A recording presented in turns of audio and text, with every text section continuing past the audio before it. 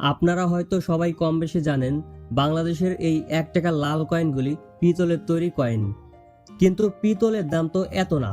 তাহলে কেন এই 1 টাকার লাল কয়েনগুলি এত দামে বিক্রি হয়?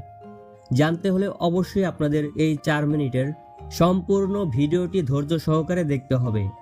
এবং আপনাদের কাছে আরেকটি রিকোয়েস্ট, আপনারা কেউ ভিডিওটি টেনে দেখবেন না এবং স্কিপ করে দেখবেন না, কারণ এই ভিডিওর প্রত্যেকটি কথাই আপনাদের জানা দরকার এবং আপনাদের কাজে আসবে, উপকার হবে।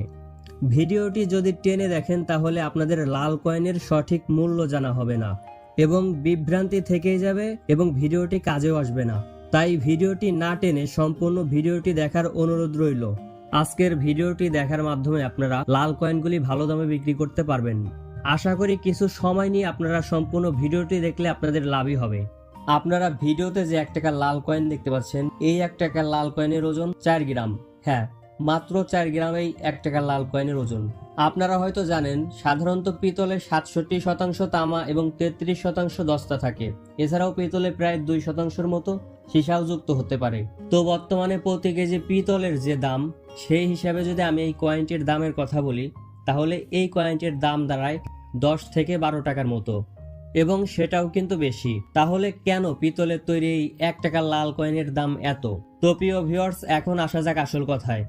আপনারা অনেকেই জেনে থাকবেন কয়েক বছর আগে মানুষের মাঝে এই লাল কয়েন নিয়ে গুজব ছড়িয়ে পড়েছিল যে কয়েনগুলো নাকি অনেক মূল্যবান হয়ে গেছে এবং অনেক মূল্যে বিক্রি হচ্ছে, এবং সেই গুজবের মধ্যে অনেকেই এই কয়েনগুলি 200, 300, 500 বিক্রি করেছে।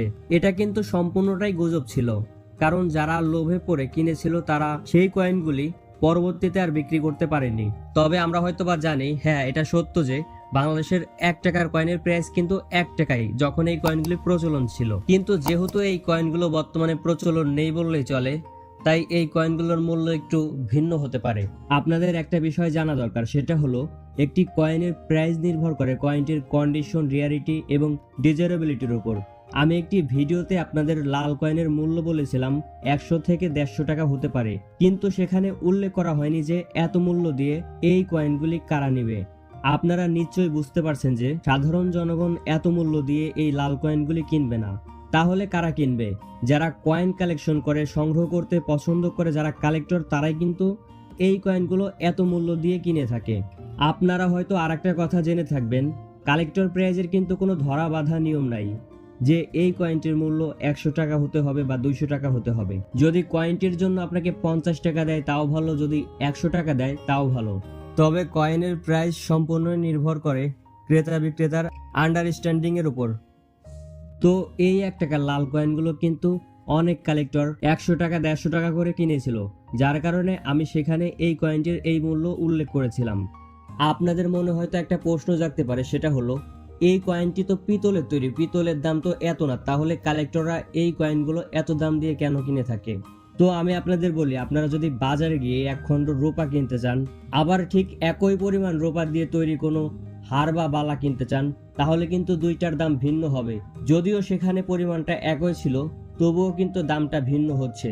তো বলা যেতে পারে কালেক্টরদের কাছে এই কয়েনটার বিষয়টাও ঠিক তেমনই। তো যাই হোক প্রিয় ভিউয়ার্স, আপনাদের কাছে যদি এই কয়েনগুলো থাকে, তাহলে এই কয়েনগুলো কিভাবে ঘরে বসেই বিক্রি করতে পারবেন সেই বিষয়ে আমার এই চ্যানেলে ভিডিও দেওয়া আছে, আপনারা চাইলে দেখে নিতে পারেন। এবং আপনারা আমাদের চ্যানেলটিকে সাবস্ক্রাইব করে রাখুন, যাতে পরবর্তীতে এই কয়েন সম্পর্কে নতুন খবর আপনাদের জানাতে পারি এবং কয়েনগুলির কখন কেমন দাম হতে পারে সেটাও আপনাদের জানাতে পারি। আমাদের এই চ্যানেলে পুরাতন কয়েনের বিভিন্ন রকম তথ্য দেওয়া হয় এবং মূল্য জানানো হয়। আপনারা চাইলে সেই ভিডিওগুলো দেখে নিতে পারেন, যাতে আপনারা খুব সহজে আপনাদের কাছে থাকা দামি কয়েনগুলো চিনতে পারেন এবং ভালো মূল্যে বিক্রি করতে পারেন। তো এই বিষয়ে জানতে হলে আপনারা অনুগ্রহ করে আমাদের চ্যানেলটিকে সাবস্ক্রাইব করে আমাদের পাশেই থাকুন এবং ভিডিওটি ভালো লাগলে লাইক, কমেন্ট, শেয়ার করে আপনাদের বন্ধুদের মাঝে শেয়ার করে দিন, যাতে আপনার বন্ধুরাও এই কয়েন সম্পর্কে জানতে পারে। তো আমি আপনাদের আরেকটা কথা বলবো, আপনাদের কাছে যদি কোনো পুরাতন কয়েন থাকে তাহলে সেটা রেখে দিন।